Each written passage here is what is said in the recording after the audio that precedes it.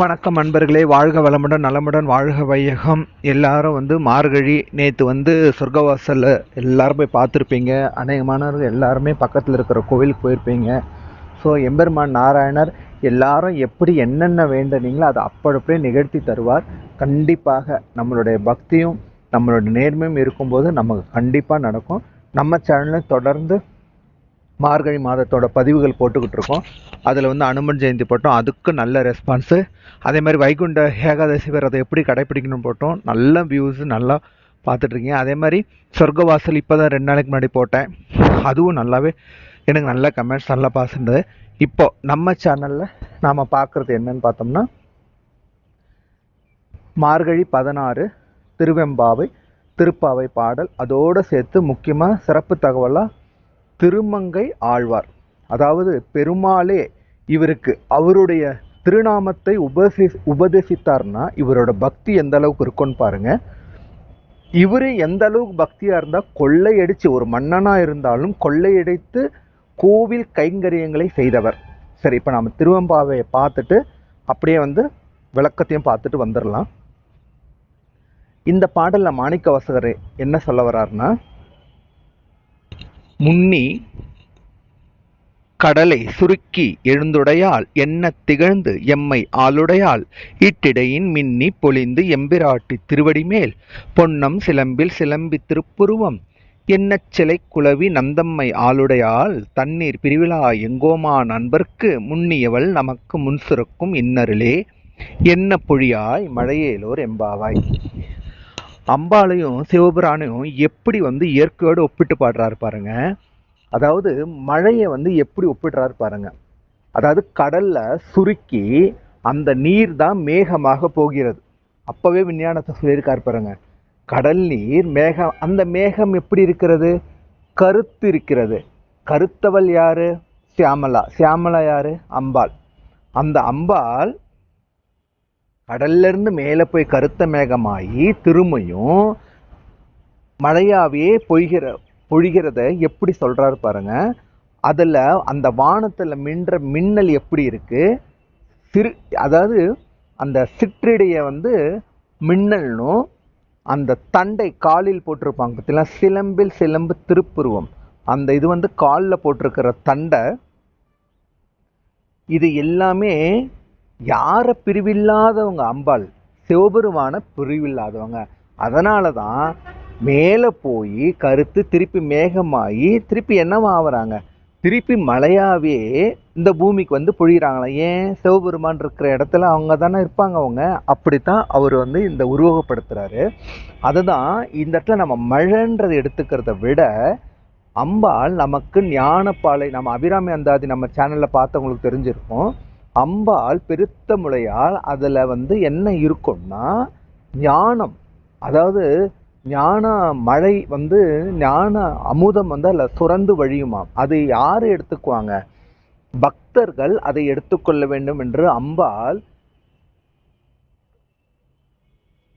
அனைத்து உயிரினங்களுக்கும் அந்த ஞானத்தை தருவதாக அபிராமி பட்டர் அழகாக வர்ணிப்பார். அதே தான் இங்கேயும் மாணிக்க வாசகர் சொல்றாரு. அம்பாளை எப்படி உருவகப்படுத்துறாரு?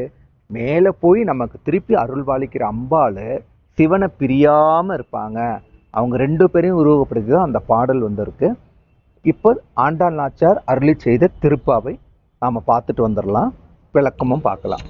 நாயகனாய் நின்ற நந்தகோபனுடைய கோயில் காப்பானே, கொடிதோன்றும் தோரண வாயில் காப்பானே, மணிக்கதவம் தாழ்த்திரவாய், ஆயர் சிறுமியோருக்கு அரைப்பறை மாயன் மணிவண்ணன் நின்னலே வாய் நேர்ந்தான், தூயோமாய் வந்தோம் துயிலிழப் பாடுவான், வாயால் முன்னம் மாற்றாதே அம்மா நீ நேய நிலைக்கதவம் நீக்கோளோர் எம்பாவாய். இப்போ எல்லாரும் எழுப்பிட்டாங்க. 15ஆம் தேதியோட எழுப்பி எல்லாம் முடிச்சிச்சு. இப்போ எல்லாரும் கூட்டமாக எங்கே போகிறாங்க? நேராக நந்தகோபரோட அரண்மனை. அது அரண்மனைன்னு சொல்லல, கண்ணபராத்மா எங்கே இருக்காரு? அது கோவில் தானே, அதைத்தான் அவங்க கோவில் சொல்கிறாங்க. நாயகனா நின்ற நந்தகோபனுடைய கோயில் காப்பானேன்னு, அது அரண்மனை. ஆனால் அரண்மனைன்னு சொல்லாமல் ஆண்டாள் நாச்சியார் கோயில். ஏன்னா கண்ண பரமாத்மா கிருஷ்ண பரமாத்மா இருக்கிற இடம் கோவில். ஆனால் கோவிலுக்கு எப்பவுமே என்ன பண்ணுவாங்க, துவாரபாலகர்கள் இருப்பாருங்களே. இங்கே அரண்மனையில் வாயில் காப்பாளன்.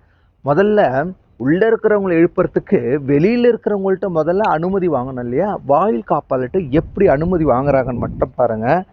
ஐயா வாயில் காப்பாளனே, கொஞ்சம் கதவை திறக்கிறீங்களா?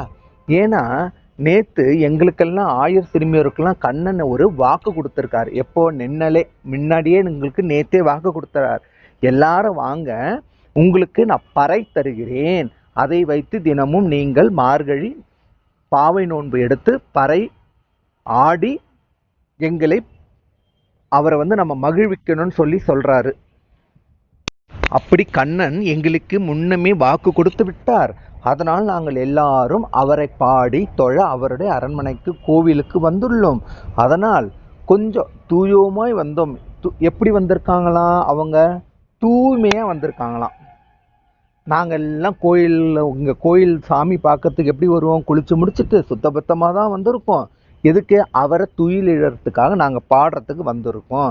அதனால் எங்கள்கிட்ட சமாதானம் சொல்லாத, முன்னும் எங்கள்கிட்ட நான் திறக்க முடியாது அப்படி இப்படின்னு எதுவும் சொல்லாமல் எங்களுக்கு கொஞ்சம் வாயில் கதவை திறந்து விட்டீங்கன்னா நாங்கள் போய் அந்த கண்ணபெருமானை பார்த்து அவரை பாடி எங்கள் வேலையை முடிச்சுட்டு போயிடுவோன்னு அழகாக வாயில் காப்பாளனிடமும் அவர்கள் அனுமதி வாங்குகிறார்கள். இதில் நம்ம பல கருத்து உள்ளே ஒளிஞ்சிருக்கு. யாராக இருந்தாலும் அவங்களுக்கு உண்டான வேலைக்கு நம்ம அந்த மரியாதையும் தரணுன்றத ஆண்டாள் நாச்சியார் அழகாக பதிவு செஞ்சுருப்பாங்க. இப்போ சிறப்பு தகவல் வாங்க. என்ன? திருமங்கை ஆழ்வார்.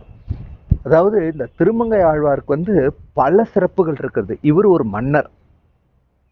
அது மட்டும் இல்லாமல் இவர் மங்களாசாசனம் பண்ணாத திருக்கோயில்களே இல்லைன்னே சொல்லலாம். ஏன்னா இவர் அநேக பெருமாள் கோவிலுக்கு இவர் தான் மங்களாசாசனம். இருக்கிற ஆழ்வார்களிலே அனைத்து கோவில்களும் 95% கண்டிப்பாக பண்ணியிருக்காருன்னா அது திருமங்கை ஆழ்வாராத்தான் இருக்க முடியும். அப்படி சில கோவில்கள் பண்ணலன்னு சொன்னால் அது கண்டிப்பாக இவருடைய காலத்திற்கு அப்புறமாக தோற்றுவிக்கப்பட்டதாகத்தான் இருக்குமே ஒழிய இவர் காலத்தில் தோற்றுவிக்கப்படாதுன்றது ஆழ்வார் காலத்திலே சொல்லப்பட்டிருக்கிறது.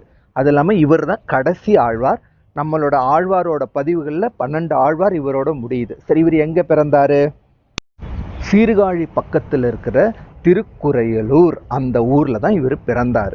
இவர் பிறந்து வளர்ந்து இவர் ஒரு மன்னர் பரம்பரை சார்ந்தவர்.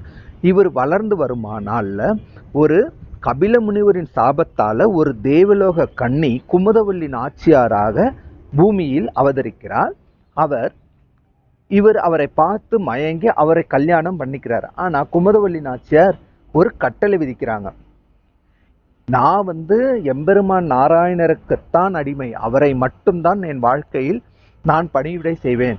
நான் உங்களை திருமணம் செய்தால் நீங்கள் நாராயணருக்கு அடிமையாக இருக்க வேண்டும், அவருடைய பக்தியையும் அவரை மட்டுமே நீங்கள் பாராயணம் செய்ய வேண்டும் சொல்றாரு.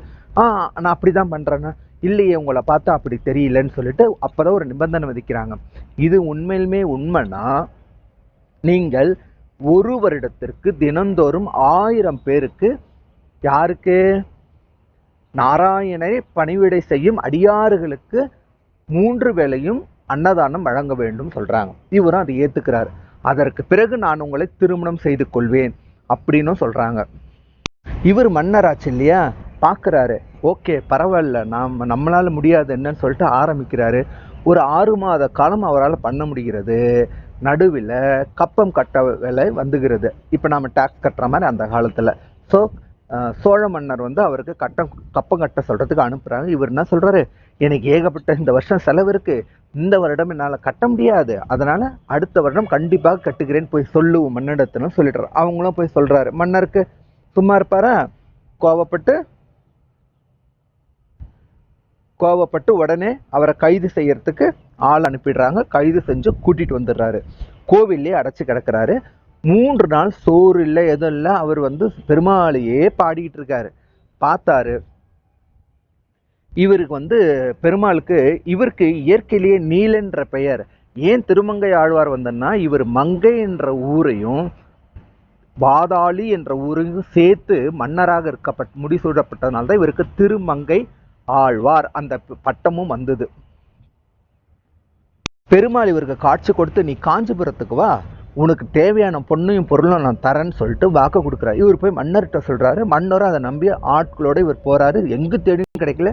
கடைசியில் நாராயண பெருமானே என்ன பண்ணுறாரு, சரி இந்த இடத்துக்கு வா, உனக்கு பொண்ணும் பொருளும் தரேங்கிறாரு. பொண்ணும் பொருளும் கொடுக்குறாரு. மன்னர் ஒரே ஆச்சரியம், என்னடா இது தாண்டி நம்மளால் இவ்வளோ ஒரு சுவாமியே இவருக்கு பொண்ணும் பொருளும் தராருன்னா இவர் எப்பேற்பட்டவராக இருப்பார், நாம் இவரை போய் கைது பண்ணிட்டோமேன்னு சொல்லிட்டு அதையும் திருப்பி கொடுத்துட்டு, நீ அந்த அடியவருக்கே இந்த காசையும் வச்சு சேவை செய்யும் சொல்லிட்டு கொடுத்துட்றாரு. திரும்பவும் அதை எல்லாத்தையும் வாங்கிட்டு பணம் வந்துடுது. ஆனாலும் ஒரு சூழலில் பணம் கிடைக்கல, சுத்தமாக இல்லை. ஒரு முடிக்க முடியலையே நம்ம ஆரம்பித்ததைன்னு சொல்லிட்டு என்ன பண்ணுறாரு, மன்னர் மந்திரிமார்களோடு சேர்ந்து வரப்போகிற செல்வந்தர்கிட்டெல்லாம் கொள்ளையடிக்கிறாரு. அப்படி கொள்ளையடிக்கும் போது ஒரு நாள் பெருமாள் இவங்க எல்லாம் வராங்க. யார், நம்ம பூமாதேவி தாய், மகாலட்சுமி தாயாரெலாம் வராங்க. அவங்களுக்குன்னா பொண்ணு பொருள் குறைவாக வேணும், அவ்வளோ நகையோடு வராங்க. இவர் பார்க்குறாரு, ஆஹா ஒட்டுமொத்த இதுவே இருக்குது, இதை வச்சா இன்னும் அடுத்த 6 மாதத்துக்கு தாராளமாக தள்ளிடலாம் போலன்னு சொல்லிட்டு அவர்கிட்ட இருந்து எல்லாத்தையும் பிடுங்குறாங்க. எல்லாம் வந்துடுது.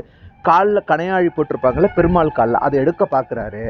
எடுக்கவே முடியல. என்னென்னவோ பண்ணி பார்க்குறது, என்னவே கட்சியில் பெருமாள் அவர் தலையில் கை வச்சு,